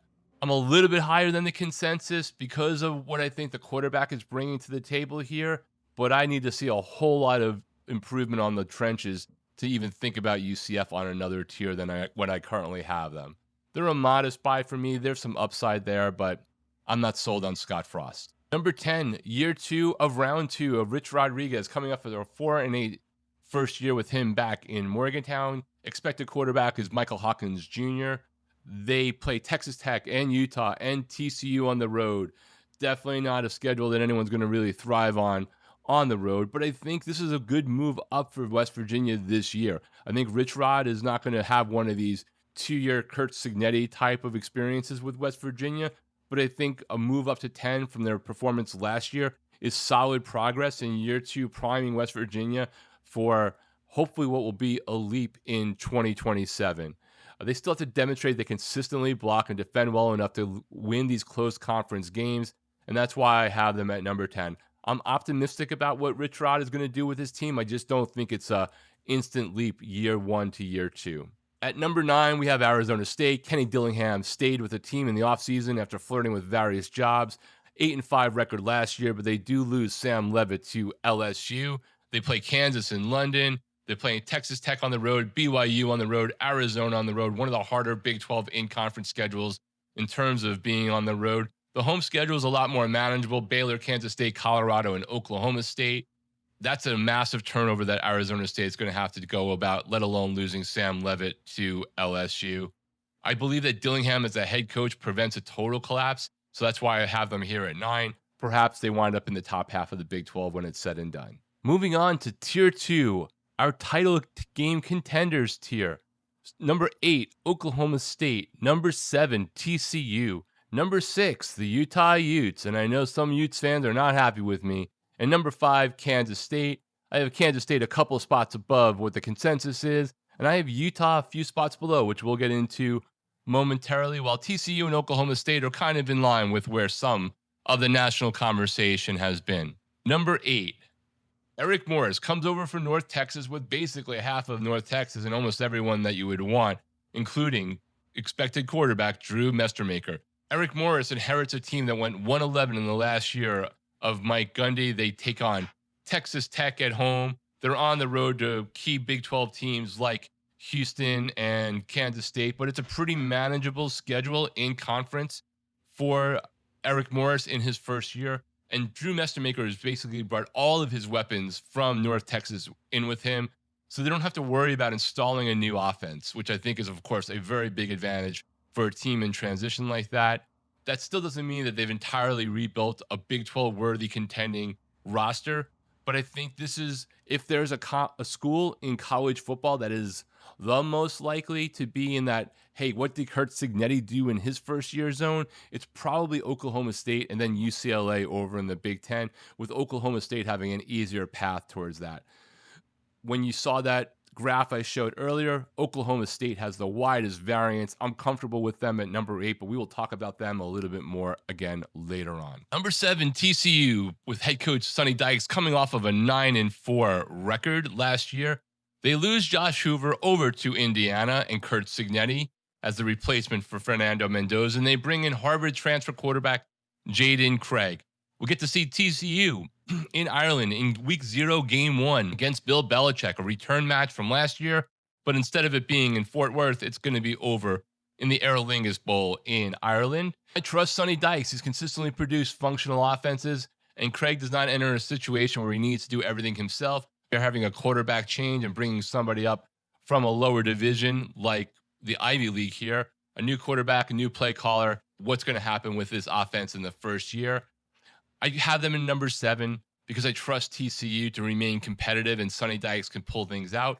I wouldn't be surprised if they upset a game or two and wound up ultimately in the Big 12 championship game. I think anybody on this tier could actually wind up doing that, and it wouldn't be a big surprise. I think there's a very tight packed group of teams here that are just going to beat the living crap out of each other. 6, Utah, a team that we will also get to a couple more times later in this show.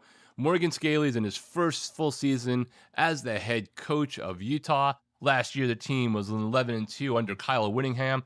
Devin Dampier returns again at quarterback, one of the more exciting players in all of college football. They do not have to play Texas Tech this year. Of course, they have the Holy Word. This time it's at home against BYU. They're also taking on teams like Houston at home, on the road against Arizona and TCU, as far as like what I believe to be the upper echelon of the Big 12.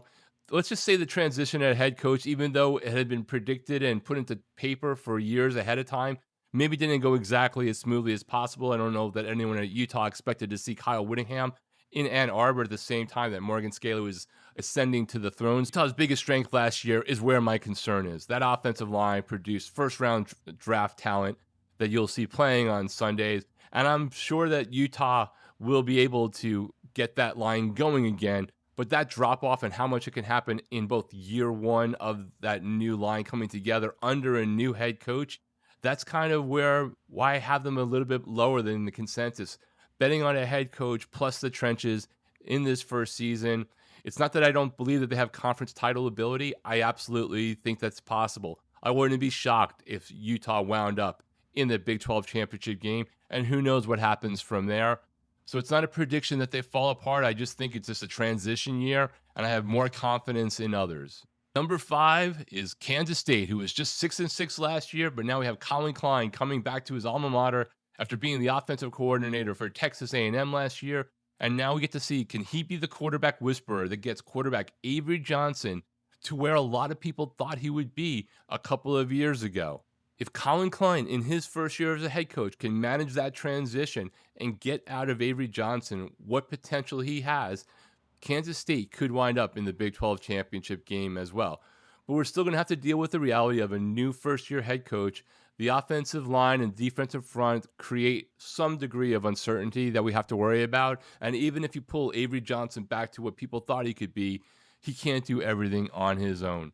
Kansas State is one of my buys. I have them higher than the consensus. Let's see what Colin Klein can do in his first year of coaching Avery Johnson and whether or not their aspirations can grow higher than me having them a couple of spots above the consensus. Now, let's get to our final tier, the college football playoff contenders, because in my view, these are the teams most likely to make it to the Big 12 championship game and either win it outright and get to the college football playoff as the Big 12's designated representative, or perhaps have a good enough solid season and keep that game close enough that the Big 12 gets to 2 teams into the college football playoff. And let me throw this down right here. I think that the Big 12 will get 2 teams into the college football playoff this season, regardless of which 2 teams ultimately make it there. I think it's going to be one of those kind of seasons in college football. I think it's going to be chaos, and it's not just going to be the conference that defined chaos, the Big 12. On our Tier 1 level CFP championship contenders, number 4 is Houston. Number 3, the Arizona Wildcats. And I have Texas Tech and BYU both at number 1, tied for the Big 12 championship, having to go to tiebreakers because they do not play each other. And we'll get more into that as we break down each team.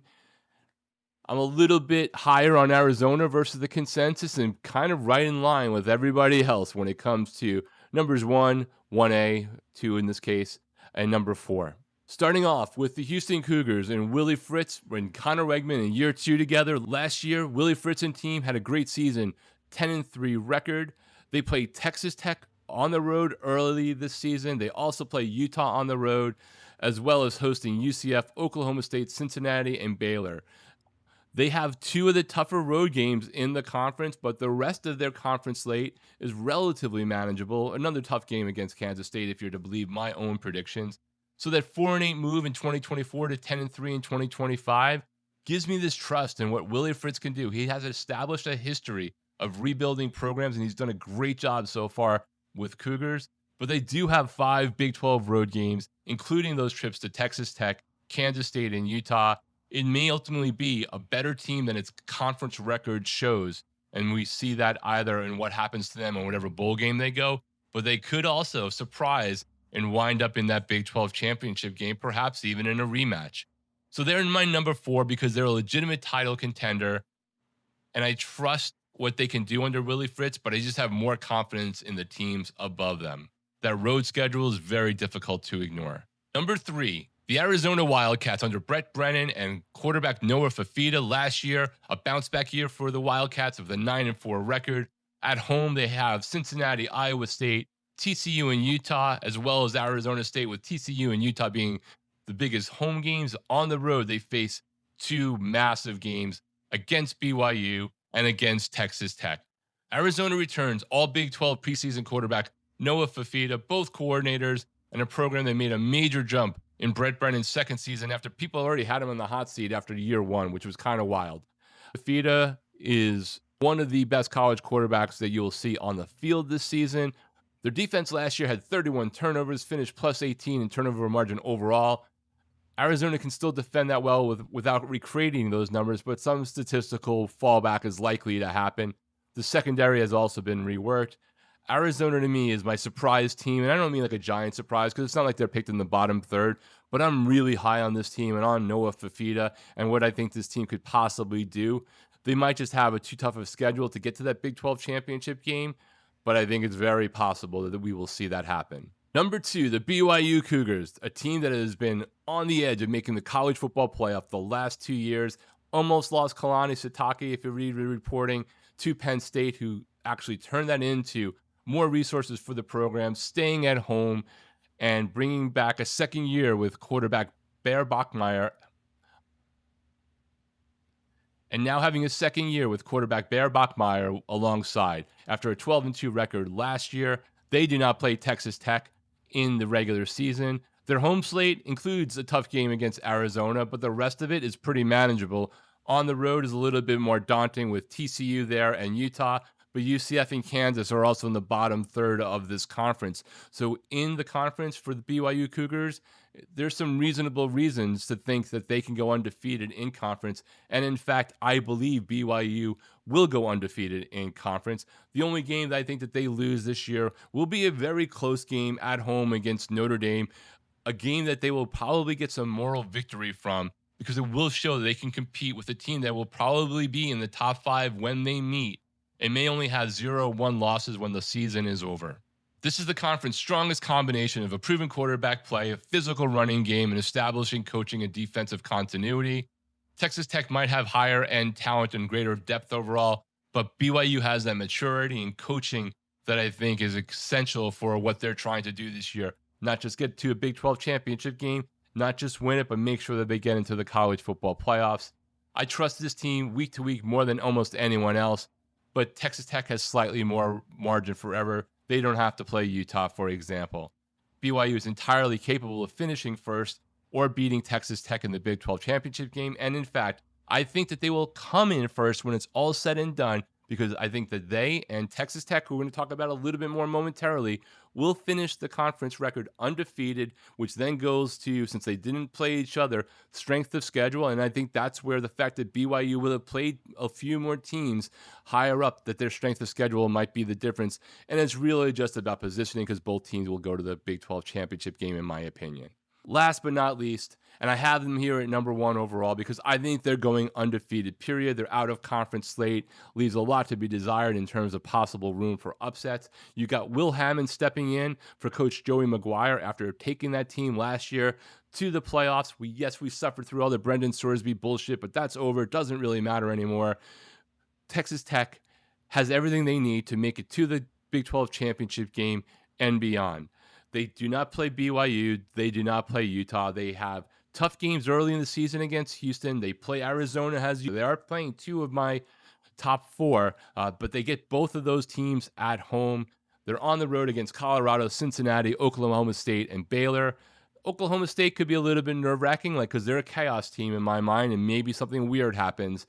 But they are the consensus favorite in the Big 12, despite everything that happened with the quarterback situation in Brendan Sorsby, for a reason, because they have invested in their program. They have the most talented roster on paper. They made it to the playoffs last year, and it's now time for them to take that next step that Joey McGuire and, hey, Cody Campbell have tried to put together for this team. Hammond's returning from an ACL injury, but so far it looks like everything's in a good place for what they want to do. And I don't think they're going to miss Brendan Sorsby, because I'm very high on what Will Hammond can do. They're my number one here overall alongside BYU, and I have them listed because I think they're a slightly better team because they have a better roster. I think I give the edge on coaching to the BYU side of the equation, but Texas Tech and Joey McGuire have nothing to be ashamed of, and they're a strong team who has invested in their program, and I'm very interested to see how this season plays out for them. So that leads to my Big 12 championship game prediction, and in that game, I have Texas Tech beating BYU 38-31 in double overtime.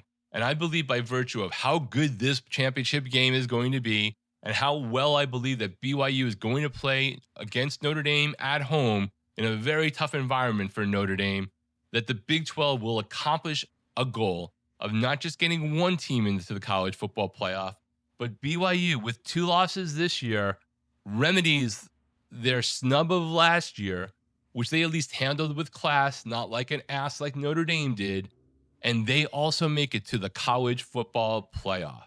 So let me know what you think of my tiers and my rankings, especially versus the consensus. But now I want to just get into a few more things about this conference that I love watching. The biggest bet that I'm taking this year, and I'm not saying it's a huge one, is I am all in on Arizona. I am very excited about what can happen for them. Should a weird thing happen to BYU and or Texas Tech, they're the ones I think are most likely to be positioned to take that jump into the Big 12 championship game. And they're a team that could upset somebody like BYU along the road. And I wouldn't be shocked. I might be surprised, but it would not be shocked. So that's the one that I'm betting on, and maybe I'm a little bit too high on in some people's minds. Next up, the team that could burn me, the Utah Utes. Again, I did the tiers as well as just the rankings because it's very difficult for me to separate anyone in that 5, 6, 7, 8 range, really. And Utah is really just about a coaching transition and whether that offensive line that was so stellar, lost picks to the NFL in the first round, can be the somewhat close to the offensive line that they had last year. If Morgan Scalley has no drop-off and picks up the reins for a job he's been basically groomed for years into that head coaching position, there might not be any drop-off. And then the results of the Holy War versus BYU on November 7th, which is at Utah, could be very different and could produce not just a Utah team that makes it to the Big 12 championship game, but perhaps a team that actually wins the Big 12 championship. So that's the team that could burn me. The chaos agent of the Big 12 this year, the one that could go either way, is Oklahoma State. I'm very excited to see what will happen here. I think it's good that Mike Gundy has moved on. It was time for a change. And Drew Mestermaker coming in with Eric Morris in year one, bringing all of that North Texas team with him, all of his weapons, alongside some other portal acquisitions and a reinvestment in the program. Would I be shocked if this team took longer and wound up being 10th, 11th place? No, I wouldn't. And if they wound up upsetting a couple of teams, pulling a stunning upset along the way and making it into the top 4, top 5 of the conference, who knows, maybe into the Big 12 championship? No, because they might just be the Indiana of the Big 12 this year. It's entirely possible, just hard to predict. They're my chaos agent. Under the what-if scenario, what game do I think could possibly change all of what I just said dramatically and early? Well, that would be the game changer game of the season, September 18th, Houston heading into Lubbock on a Friday night. A lot of people upset about that. But if Connor Wegman and Willie Fritz somehow go into Lubbock on a Friday night and pull off that upset as a team I already have in my top 4, well, then everything is wide open in the Big 12. Because I don't know that Texas Tech can come back from a loss with their schedule, which isn't their fault. Some of these out-of-conference games, they lost some Power 4 teams on their schedule, and they had to quickly adapt. And they're not the ones in charge of giving themselves their conference schedule. But if this game goes the wrong way, as early as September 18th, the Big 12 will be on full-on upset chaos mode. The Big 12 game of the year, November 7th. In terms of conference games, BYU at Utah. It's hard to dismiss how important this rivalry is for this conference and how important it could be for who's going to make it to the Big 12 championship game. So much animosity in this one. Some of the best uniform games in college football in terms of rivalry. I have BYU winning this one in a close game at Utah, depending upon how the new head coach comes together in year one and how that offensive line comes together for Utah. It could go either way. The hottest seat in the Big 12, it might be Dave Aranda in some people's minds, but for me, I think it's Satterfield in Cincinnati. It's been a few years. They haven't really made the progress I think anyone wanted. There was some controversy, and we don't know how any investigations on when and what Cincinnati knew about the entire Brendan Swearsby situation, what ultimately comes from that. If the season doesn't go well, and there's even a modicum of concern about Cincinnati's awareness of what did happen in that situation, well, it gives a good excuse to make a change at the head coaching level. Satterfield is the hottest seat in the Big 12, but let's not kid ourselves. Dave Aranda is not that far behind. And lastly, my player of the year, regardless of whether they make it to the Big 12 championship game or not, Noah Fifita, quarterback for Arizona, raking up records both for his school as well as in the Big 12. Love watching him play. I'm not sure what his pro future is going to be like with his measurables, but as a college quarterback, he's one of the best. I look forward to seeing what he can do. What are your Big 12 predictions? What are your games of the year? Who's your chaos agent? Who's your player of the year? And who do you think is going to make it to the Big 12 championship game? Hope you've enjoyed this breakdown. Try to do it a little bit differently than maybe some others have. Look at that consensus. Tell us what your own journey would be for your picks for the Big 12. Hit that like button. Subscribe to this National College Football channel, and we will catch you on the next one. The ACC has one obvious favorite, and after that, this league is complete chaos. I've got one team 8 spots higher than the consensus, a traditional power buried at the bottom, and several teams that could either reach Charlotte or completely fall apart. So I took all the major preseason projections that exist as of the recording, built a full consensus ranking, and then separated all 17 teams into 5 tiers based on where I think they will actually finish. First, let me show you exactly how these tiers were built, and then we will start with the easiest call on the board. We took a bunch of different sources, pulled their ACC predictions together, came up with their consensus, and the top 4 actually are pretty damn locked between SMU, Clemson, Louisville, and Miami as well. In that next tier, though, there's a massive fight with a lot of teams all over the place. And Florida State clearly is the one confusing people the most, with the biggest volatility, the widest range, everywhere from 15 all the way up to 5. Mike Norvell's future might depend upon who's more right on that one. I like to put them into tiers, but for the purposes of this, I've also assigned them from 17 all the way down to number 1. Consensus is so glaring, and I'm not going to break that right here. On our tier 1, there's just one team, and I'm labeling that the national contender tier. All of our tiers basically are from blow it up to need more pieces to the chaos teams in the middle to college football playoff possibilities. Number 1, Miami. Consensus across the board. Coaches poll just hit. They're number 7 there, which was not factored in to these consensus ratings. And when it all comes down to it, their toughest game, just by the luck of the draw, happens to be out of conference against Notre Dame on November 7th. We will get to that game a little bit later in a little bit more detail. But if I look at it generally, right, this is Miami, an obvious number 1, the team that basically everyone is predicting to emerge from the ACC, national runner-up last year with a roster returning elite talent and an ACC schedule that is making them miss SMU and Louisville. Yes, they play Clemson. Yes, they play Virginia Tech. Of course, they have Florida State, a wild card here. On the trust side, the positives, you've got Darian Mensah coming in after leading the ACC last year and actually winning the ACC Conference Championship. Malachi Toney returns on top of the EA game cover. Mark Fletcher returns, as does the entire running back room. You've got 5 ACC home games and only one top 5 CFX Conference road opponent. They have the clearest path to the ACC championship game. On the concern side, the offensive line, well, they replaced 4 starters, including multiple NFL draft picks, and they must protect that new quarterback, though they do have an easier opening to their schedule to give that time to that line to gel. And there are 5 stars littered throughout that offensive line. Of course, the defensive front lost Ruben Bain and Akeem Messidor, but there were 5 stars ready to line up, as well as key transfers on that defensive line that can really step up. But that DNA that those players have, you have to be concerned about it. Miami still needs to prove that they can manage the expectations, protect the football, and finish the final steps that gets them away from losing a couple of trip-up games along the way and get to that next step in the college football playoff, actually winning the national title. They were number 1 in our consensus, and they're number 1 for us.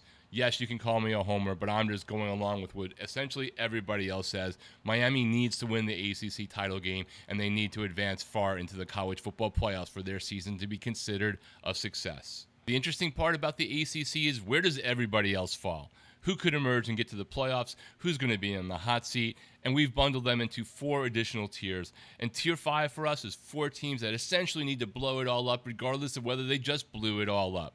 And let's reveal them right now.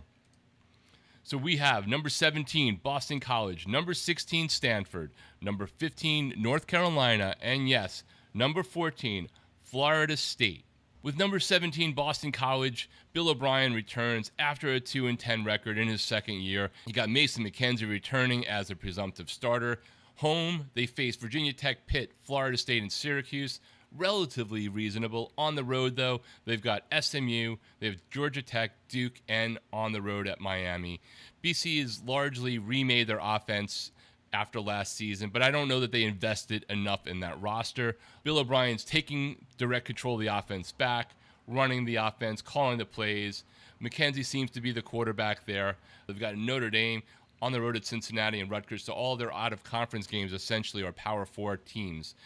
There are reasons to expect a more competent team, but I don't think they have enough talent there. Boston College is in the bottom of our ACC predictions. After that, we have a new head coach at number 16, Stanford. The consensus has them at 17. Their 2025 record was 4-8. Of course, they play out-of-conference Notre Dame. They open their home schedule with Miami on a Friday night. Also play Georgia Tech and SMU at home, as well as NC State, several of the better teams in the conference. On the road, they also get Louisville, Virginia Tech with James Franklin, and Cal. So I'm not really sure that this is going to be a great season for Stanford. I think you can make an argument for them and BC both being in that 16 or 17 spot. You've got Davis Warren, who's a projected transfer quarterback starting over after 9 career starts at Michigan. So hopefully they have a functional floor on the QB level. I'm not really that high on Tavita Pritchard being hired as the head coach. And maybe Andrew Luck knows something that we don't know with the hiring of Tavita Pritchard, and maybe they'll surprise, but I'm not expecting it. Then moving on to number 15. Listen, this is a train wreck. I can make an argument with all of the recent developments, including today finding out that Bill Belichick's son, Steven, is having to take an indefinite leave for health reasons as a defensive coordinator. And on top of the whole Lombardi scandal, we're going to see them in week 0 after that 4-8 debut season, taking on TCU in Dublin. There's supposedly an open competition for the QB room with Billy Edwards Jr. Going in as the favorite, but a few other options as well. They do face Miami at home. They have Louisville at home. Away, they got Clemson, Pitt, Duke, and Virginia. This experiment has been a train wreck. I have no reason to even talk about what I think could positively work off for them. Maybe the only positive they have is that they did get Bobby Petrino to call plays. The roster turnover was great again. A lot of people that were questioned, though, in those acquisitions, and the recruiting was not very impressive either. The staff on the concern side, they just can't figure out their quarterback. They still, I don't think, have adapted to the college game. I think they might get boat raced on opening weekend in Dublin against TCU, a team that felt slighted last year when they beat North Carolina in Chapel Hill. There's so much problems here, so many things that need improvement, and I don't think that the 33rd NFL team is anything worse than potentially the 15th best team in the ACC. Then at number 14, I have Florida State, and I know, everyone's going to sit there and say, well, you're a Miami fan, and you're just trolling Florida State. No, this is what I really think. I don't think they're going to win more than 4 games. I think their high end for me is 6-6 if I'm wrong. Yes, I know that they're consensus number 9, and they do have the widest variance here in terms of all the places that have predicted them at the time that we recorded this video, anywhere from 5 to 15. And maybe I'm going to be wildly wrong, but I've also seen the culture around this team quit on Mike Norvell. Florida State fans, you deserve a better head coach. I don't know why your program kept this guy around for one more year. I think Ashton Daniels may be an improvement on Castellanos, but I don't really know that I agree with that I think that he's going to become that guy after beating Kevin Sperry in the spring. They might have more raw upside. They might have more talent than several teams ahead of them, but I'm unconvinced that this program is supporting Mike Norvell, that he has the right people, that he's going to be a difference maker taking over the offense again. Daniels, it doesn't do it for me. Yes, there's some more talent on this roster, but 24 touchdowns for Daniels against 22 interceptions. Alabama, Miami, Louisville, Clemson, and Florida on this schedule. The ACC did them no favors whatsoever. I have them in 14th for a reason. It's because I think that's where this team is going to land. And if you're a Florida State fan, you probably hate that, but maybe you're hopeful that means that the change will be made at the head coaching position that probably should have already been made this past season. Next up, our tier 4, they need more pieces tier. We've got Syracuse at number 13, Duke at number 12, Wake Forest at 11, and Pitt at number 10. So getting into these teams real quickly here, Syracuse, look, Steve Angeli's back, and I think if he's healthy, he's one of the 4 best quarterbacks in the league. I am just all out on Fran Brown. Not enough delivery on the field. How did you let your team be in that quarterback predicament that they were in last year? On the home ACC side, they've got Cal, Louisville, SMU, and Clemson. Really tough games, in my opinion. Away, they've got Pitt, Virginia, North Carolina, NC State, and Boston College. Just 2 teams that I'm really down on that are behind them in the standings. Hopefully, Angeli comes back, and you have that as a trust, a positive, where he was one of the national passing leaders before his injury last year. Fran Brown at least has some backup quarterback options this time. He did learn, and there has been some progress on the recruiting side, but that talent is young. Every ACC home opponent they have are in the better half of the league. They have Notre Dame at home, which, of course, is a big out-of-conference game with that scheduling agreement. I'm just not really that high on what Fran Brown's going to do. But if Steve Angeli is all the way back, I might be a few spots off here. Next up, in number 12, we have Duke. And Duke, man, they got a really bad luck there with the leaving of Darian Mensah, all the controversy around that and when it happened relative to the transfer portal closing. They've got a camp battle going on right now on the quarterback side. Maybe someone has already emerged by the time you're seeing this video. There's new information. Drop that in the comments below. Walter Eget is the experience-based leader over redshirt freshman Dave Mahan. Job was not closed, at least to the best of my knowledge. Out of a conference, they open up early with Illinois, a very solid Big Ten team. Home, they've got Stanford, North Carolina, Boston College, and Clemson. So they've got a few great opportunities for some victories there. Away, they've got Georgia Tech, Virginia, NC State. I'm sure an emotionally charged game against Miami with Darian Mensah, and Wake Forest, who surprised last year. They're the defending ACC champion, and Manny Diaz has done very well for himself since coming over as the defensive coordinator from Penn State. He's built a stable program, taking over from Mike Elko. He's got some experience there in the quarterback room. Nate Shepard is a great offensive piece on the running back side for Duke that could provide stability on the offensive side while we figure out what's going on with the passing game.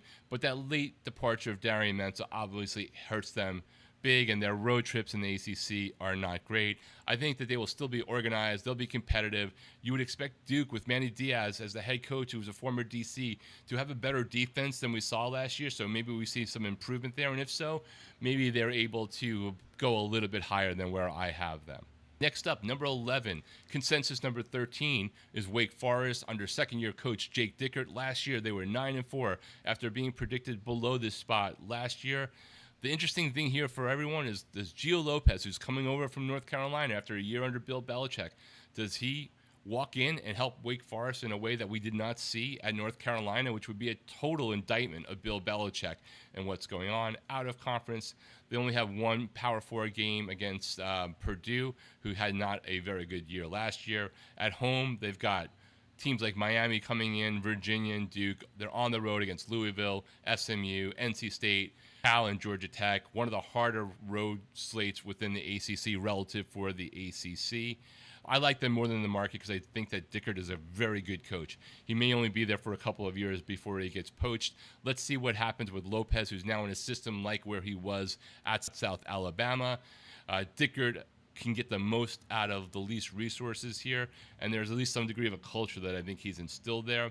But they lost a lot of important production on both sides of the ball. The quarterback depth is thin, and it's going to be a tough one for Wake Forest to hit that 9-4 season again. Next up in this tier, number 10, Pitt, who the consensus has at number 7. I'm just not big on Pat Narduzzi either. They always start fast, have a good record at the end of the year, but they always do manage a collapse. I wouldn't be surprised if Pitt was actually undefeated heading in to an away game at Miami after taking a shot or two at the ACC Media Days at the Canes. Out of conference, they do have quarterback Mason Heinschel returning, the unquestioned QB1, who Pat Narduzzi accused Miami of wanting before they went on to Darian Mensah. They have one of the better quarterback situations in there, but I think their road schedule is very difficult. Georgia Tech coming into home is one of their harder games in terms of ACC games on conference. They're healthier at offensive line and the running back and linebacker crew than it was in 2025. Receiver room, they'll only return one starter, so they'll need those young players to step up quickly. And a defensive coordinator transition will definitely impact what we see on the field. Maybe that will come and get really gelling very early, but it is something to keep your mind on. I think this is where they belong. Next up, we have our chaos teams. And honestly, from 4 down to 9 here, would I be surprised if any of them flip-flop spots? Not whatsoever. That's why it's the chaos tier. Anything could happen with them. All of these teams could wind up in a bowl. Maybe a couple of them could surprise and go into our next tier, which are college football playoff possible teams that could make it to the ACC championship game and with the right break win that game, or maybe be a second ACC team into the playoffs. And we have number 9, Georgia Tech, whose consensus number 8. Virginia at number 8 for us, consensus number 5.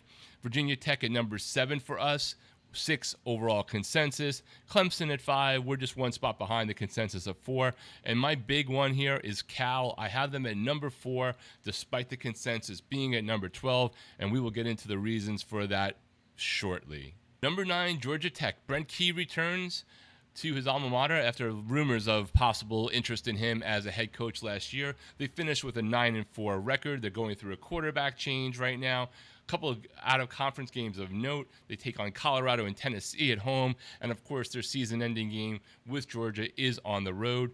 Alberto Mendoza transfers in from Indiana after winning a national championship, backing up his brother Fernando. Comes in with a new offensive coordinator and is expected to be QB1.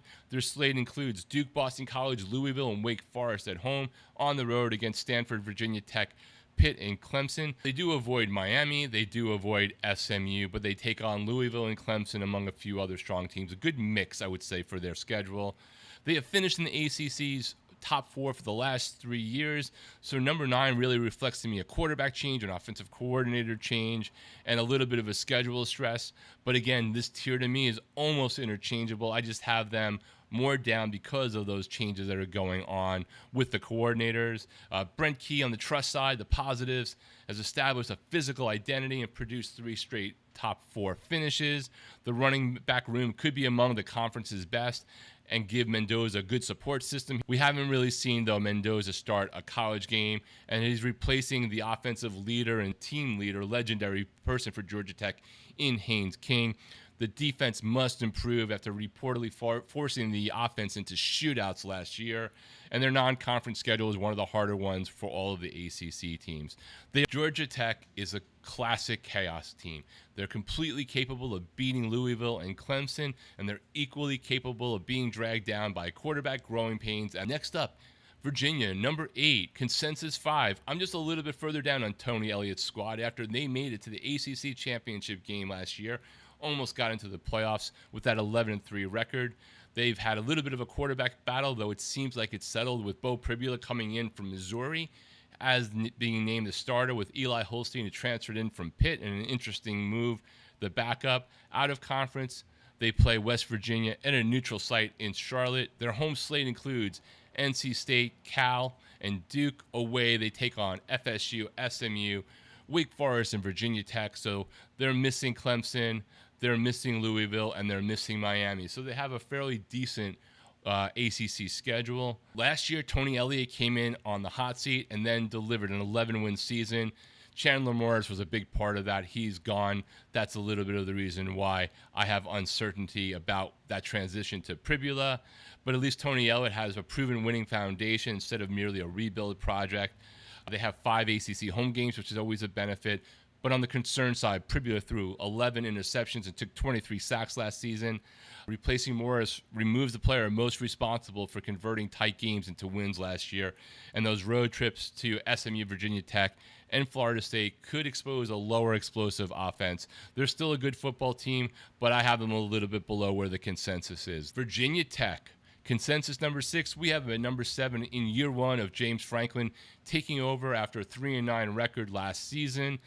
They play at Maryland out of conference. Home games include Pitt and Georgia Tech, and Virginia. Away, they play SMU, Clemson, and Miami. They're really only missing Louisville among some of the premier teams, at least in the preseason prediction zone, as James Franklin takes over. Nobody spent more time changing their trajectory than Virginia Tech. Flood of Penn State transfers as well as other portal acquisitions as Franklin takes over in Blacksburg. He's an elite program builder. The problem was always about getting over that hump. Right now, Virginia Tech needs to get back to where they were before they worry about getting to that next step. They got Grunkenmeyer coming in, following Franklin from Penn State to be the starter there. He completed almost 70% of his passes in 7 Penn State starts last year after he took over for injured Drew Aller. The skill position group and the defensive front end are much improved to help accelerate that rebuild, but you're still making a massive transition. The offensive line and secondary are questions. Their road game schedule is very challenging, one of the most challenging in the ACC, and not everyone is Kurt Cignetti in year 1. At number 6 is NC State, who the consensus has at number 10. Under Dave Doran, and they finished 8-5 last year, which is like always where NC State seems to fit. At quarterback is C.J. Bailey. He's a established returning starter. I think one of the top 2 or 3 quarterbacks in the ACC. They play out of conference at Vanderbilt. At home, Louisville, Wake Forest, Cal, Duke, and Syracuse. Away, they got Virginia, Stanford, Florida State, and North Carolina. They avoid Miami. They avoid SMU. They avoid Clemson. North Carolina State probably, if it's not Miami, it's them, has the easiest conference schedule on paper heading into this season. That's why they're a strong buy for me. That's why I could be completely bought into that they could finish higher than I've even ranked them.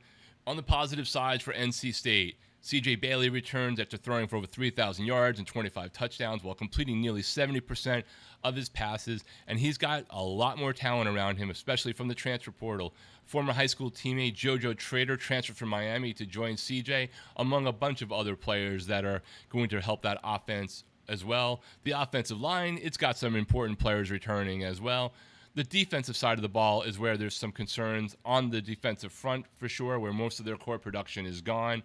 They need to get a better pass rush going. And yes, they did lose their top 4 receivers, but I believe that they've injected that room with really good talent. So while it's a concern, I think it might turn into a strength. This is a schedule and quarterback bet. Easy schedule for the ACC for NC State. I think one of the premier quarterbacks with some familiar talent back in his arsenal, and I would not be surprised to see NC State really have a great season. Number 5, Clemson. The consensus has them at number 4 for Dabo Swinney after a massively disappointing 7-6 record last year. Right now, we're hearing that Christopher Vizina holds the pole position as the quarterback, though Tate Reynolds is possibly pushing hard. Wouldn't be surprised if there's a quarterback shuffle at some point during this season. They open up against LSU in Death Valley against Lane Kiffin. They end the season with South Carolina on the home slate. They've got Miami at home, Virginia Tech, and Georgia Tech all coming home. Away, they have a challenging game late night. I think it's on a Friday night at Cal. They go to Florida State, and they also play Duke as well as Syracuse. On paper, Clemson's talent profile still reads contender, but last year, that talent did not show up. Vizina has experience, and it seems like the staff's trust, but we also have an OC change as Chad Morris returns. They have some of the best development in ACC. Look, they had, 9 draft picks last season, but 4 offensive line starters are gone, and Clemson did not rebuild with a wave of proven transfers. We'll have to see if on the offensive side of the ball that the Chad Morris magic can return after they get rid of Garrett Riley. And we're going to know a lot, I think, in week 1, because last year we saw Clemson and LSU play, and we all thought it was 2 great teams playing, and it turned out that both were going to be wildly disappointing. But if Clemson can go in and impress against LSU, even if they don't win, it could set up a really great game in, I think, week 5, or at least their 5th game as they take on Miami coming to Death Valley. If the quarterback situation turns out good for Clemson, then we're talking about a team that could absolutely be in the ACC conference championship game. If not, there's going to be a lot more questions for Dabo Swinney this offseason. All right. Number 4 for me are the Cal Bears. Even though the consensus is number 12, I believe in Jaron Sagapulutele as the quarterback, one of the best ones, not just in the ACC, but in college football as well. They open up under new head coach Tosh Lupoi coming in from Oregon. He's already recruiting at a level that we haven't seen in the Cal era for freaking years at this point. They have a big out-of-conference game against UCLA, renewing that rivalry. They have Clemson at home early in the season. Virginia Tech comes out, Wake Forest, then as well Stanford and Pitt. Away, they get Syracuse, SMU, NC State, and Virginia. They avoid Louisville. They avoid Miami. They're my contrarian pick, absolutely. With JKS, they've got one of the most valuable things a new head coach can have, a proven high upside quarterback. So important that Lupoi flew out right away once he took the job to see him in Hawaii to make sure that he was not going to leave the program. They had a very good transfer portal class as well. It's not that I think that this transition is going to be smooth, but I think Cal is one of 3 or 4 teams that their head coaching situation might be closer to looking to a lighter version of what Kurt Signetti was able to do in his first year at Indiana. I don't predict anyone going to that same level that he was able to do. But with that talent injection, plus that quarterback, there's a lot of upside here for Cal. The concern, of course, is once you bring in 30 more transfers and an entire new staff, what's the cohesion going to be? How fast does that all come together, if it even comes together? That offensive line and defensive communication need to be there.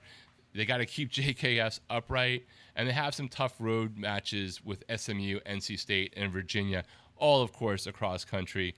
We'll see how much I've drank too much Cal Kool-Aid.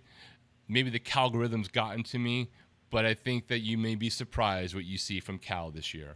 Then our last year, CFP contenders, because I think it's entirely possible that 2 ACC teams could make it to the college football playoff with the right set of circumstances, even if one of these teams winds up losing to Miami in the theoretical championship game. At number 3, I've got Louisville, who's consensus number 3, leaving number 2, SMU, also the consensus number 2.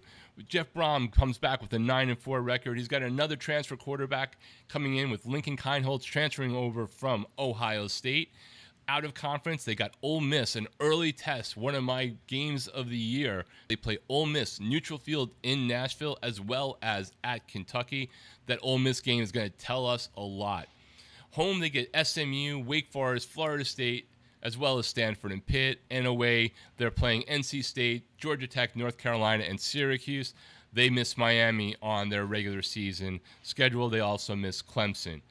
This is exactly where the consensus was, and I think that's for a reason. I think there's a clear line in this tier versus the one right behind.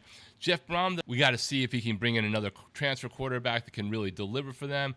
Their schedule is deep, but it's navigable. He's had 9 wins in consecutive seasons.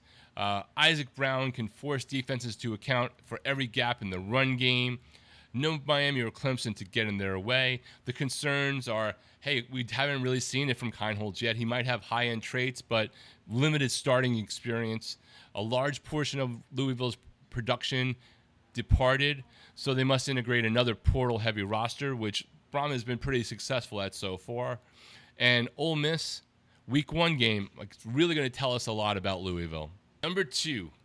SMU, also the consensus number 2, as Rhett Lashley returns with a 9-4 record and probably the second best quarterback in the conference to me, maybe third depending upon JKS and how you feel about CJ Bailey. Kevin Jennings is a third-year starter, undisputed leader of this team. They have a way to show everybody what they're about as they play Notre Dame after, I believe Miami does. Home, they got BC, Virginia, Cal, Virginia Tech, Wake Forest. Away, Florida State, Louisville, Syracuse, and Stanford. They do not play Miami in the regular season after beating them last year in Dallas.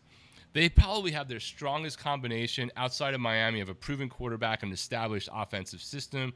Jennings and Lashley know each other's moves left and right. They've been to an ACC championship game. They've been to the college football playoff a couple of seasons ago, and they just missed making the championship game this last season before being upset in the final game of the regular season. Avoiding both Miami and Clemson certainly helps. On the trust side, you got Kevin Jennings, 8,000 yards of returning production after his first 2 seasons playing for SMU. SMU has been consistent since they joined the ACC, 14-2 since getting there, and again, they missed Miami and Clemson. Jennings also did lead the ACC in interceptions last year, and he's got to reduce that as a senior. SMU also lost a lot of their receiving and rushing production, so a lot of pressure is going to be on a few portal acquisitions and a lot of younger skill players. Road games at Florida State, which I don't even know how to read into that one, and Louisville arrive early, but I think SMU on Labor Day night against Florida State is out to make a statement. So we agree with where SMU is in the consensus. They're our number 2. Ultimately, I think it's all leading to a showdown. Before taking those tiers and diving into who I think is going to match up in the ACC championship game, let's first jump to our ACC game of the year, which obviously will impact that, and that is SMU at Louisville. I believe it's on September 18th. My number 2 and number 3 seeds. Essentially, I'm saying the winner of this game is going to go to the ACC championship game, perhaps run the rest of the table, maybe just have one loss, and take on Miami. And I believe that SMU, in one of the games of the year, will be on the road against Louisville and walk away with a victory after beating Louisville last year. That brings us to our ACC championship game. And finally, Miami walks away with an ACC championship for the first time since joining the ACC, beating SMU 34-17.